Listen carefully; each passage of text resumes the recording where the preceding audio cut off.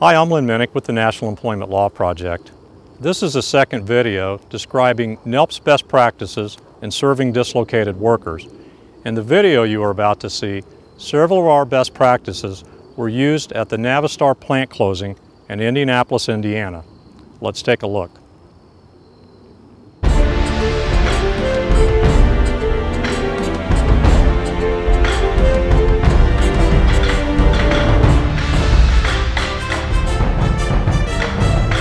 You always kind of saw it coming on the engine side, the stop of the production, the assembly, started doing just some lines.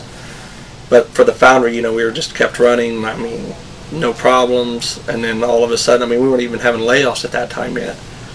Boom, they just said, we're done. You get so used to a rhythm of always having a job, going in every day.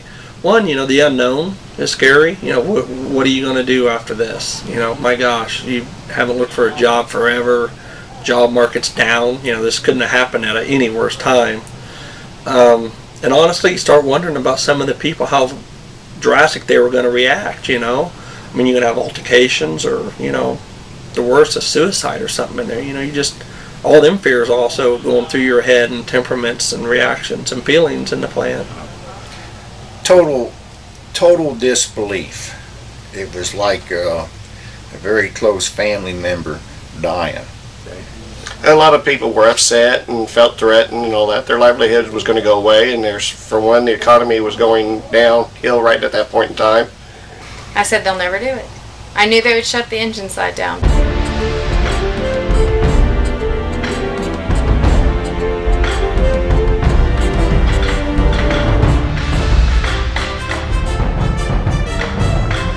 Well, when they announced the plant closing in February, late January, early February of 2009, we decided to form a labor management committee, as it's technically called. However, we thought of it more as a team. It was just a group of individuals coming together to protect the workers, and how can we help the people that are getting displaced. It consisted of a representative from each of the 4 local unions, plus their bargaining committees, and then myself as the representative from the company. So it was a true labor management group. It wasn't a traditional negotiation setting. It was a true group, a true team that came together. Probably the biggest thing was that we had to realize that we were all in the same boat.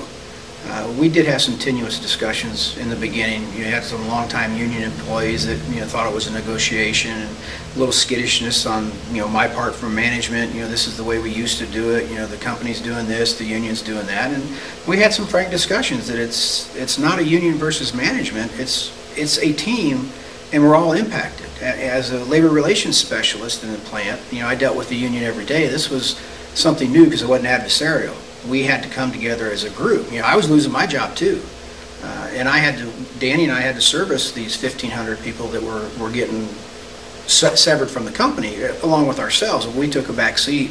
And once we decided and we worked through those issues, that we became a team, and realized that our one goal, regardless of everything else, was to service the employees. And what can we do to help these employees get back into the workforce or retire with dignity after all the years that they've been in with the company and being in the workforce. And as a team, we shut the door. We had these frank discussions. We put things on the board, on the wall. All the while, the center of our attention, the center of everything was that dislocated worker. And that's what came out of this team, was that this team would focus on the dislocated worker that come out of Navistar. In the beginning, we met maybe at least once a week, sometimes a couple of times a week. The labor management team was made up of non-represented. On the company side, we had a couple from the HR department that were dedicated to be on the transition team. We had a member from all of the different locals that were involved with the plant closing. Salaried, the maintenance people from the floor. We had a skilled trades rep. We had the pattern makers had a representative there, so everyone had someone that was on that team as a voice for the workers. I think it was extremely effective. I think that people could see immediately that it was serious and that they did not have time to be dragging their feet. They needed to get in a program right away as soon as they were let go. A lot of the workshops started prior to the workers being let go.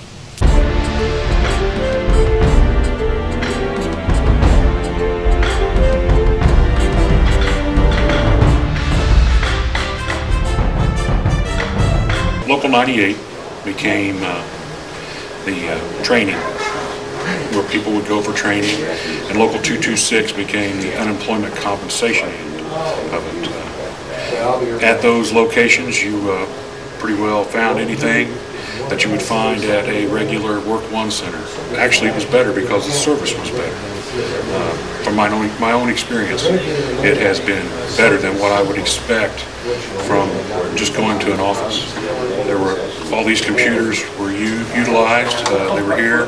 You could use a phone. You could, it was just the personalized service was excellent. The Navistar employees are first class all the way. I've enjoyed being here. Absolutely recommend transition centers for the sake of convenience and individual attention. Although, like I said, you do receive the same services at Work One. It's definitely red carpet treatment. I first found out about the transition center through my union. They encouraged us that it would be going on and to try to make as many of the open doors and take advantage of anything they had going on for us to do. I think we had a better assortment of services available to us, and because they had a better understanding of our personal skills, our personal they were more one-to-one in a way, even though they had to service a lot of people, but they could focus more on us and know what our needs were more. The Workforce One, having them here, if you have anything that you need to deal with, to be able to come here to the Union Hall has been a lot more, it's been a lot easier, because you know you can walk right in and actually talk to someone who knows what they're doing and is going to be able to help you.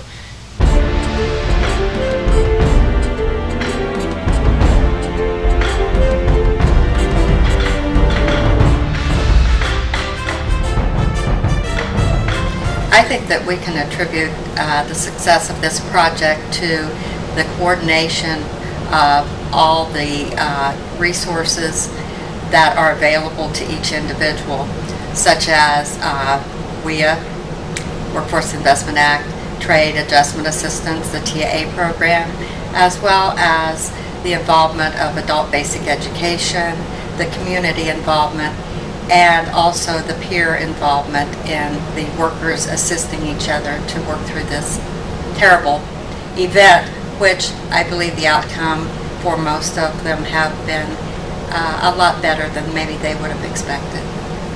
And in one other case, since last June, a guy was evac'd out of Vietnam the same time my best friend was.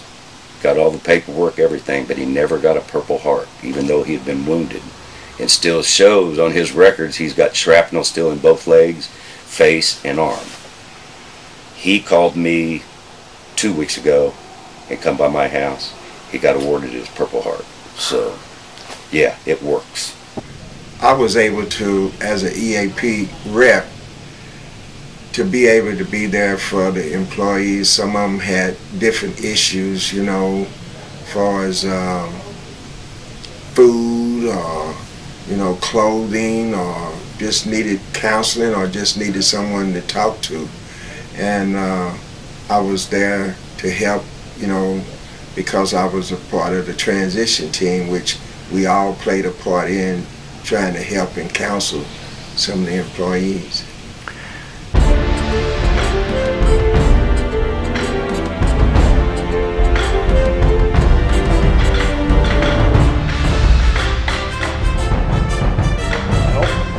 We got assistance from anywhere and everywhere we could to get set up and try to become peers for our fellow members. The transition centers were very active. Local 98 served as basically we had a war room set up in there where we had phone banks. We contacted previously laid off employees. We had some employees who were laid off of almost a year when the announcement was made. We had to go and try to capture those people back to get them under the wing, as it were, so we could try to get them the benefits that they were should have been getting and weren't at that time, I might add. So one of the things that was very important, we went to the company and got lists, scrubbed the list, called people. We were on phone banks day and night trying to catch people. Some of them had other jobs. You know, they'd been off almost a year, you know, and we were very successful with that outreach, and we grabbed about 90% plus of those individuals, plus we got others, even the ones that had been laid off and decided to go to retirement.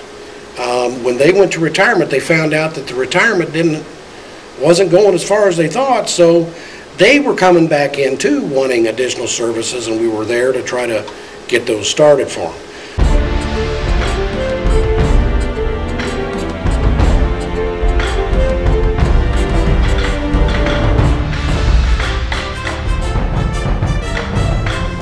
Going through the Veterans Administration, which was a really good thing for me because I didn't realize I had been disabled through the military and come up with compensation for that. When I came over here, it kind of enlightened to me a lot of the services that were available to a veteran, because there was a lot of services that I was not aware of. Currently I'm enrolled with school through a program, the TRA program or TAA program that they have out there. I hope the video helps you understand that there are better ways to serve dislocated workers. As described in the video, the use of a labor management committee, the use of on-site transition center, the use of peers, and a strong coordination of services all will help ensure that you have a stronger participation of dislocated workers in your workforce development program. If you'd like to know more about NELP's best practices in serving dislocated workers, or if you'd like to know more about the National Employment Law Project, please visit us at www.nelp.org.